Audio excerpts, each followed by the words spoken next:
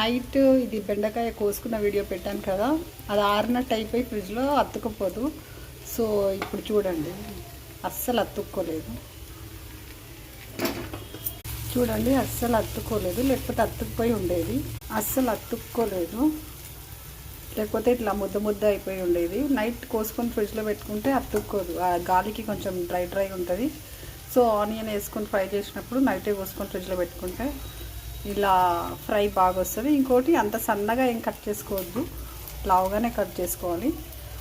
So onion fry చేసిన తర్వాత జీలకర్ర వేసి ఆనియన్ ఫ్రై చేసిన తర్వాత ఇది వేసి, ఏ ఫ్రైస్ అయినా సిమ్లోనే చేయాలి, ఎల్లిపాయలు మాత్రమే వేయాలి, నా స్టైల్ ఆఫ్ కుకింగ్. తర్వాత మీ ఇష్టం.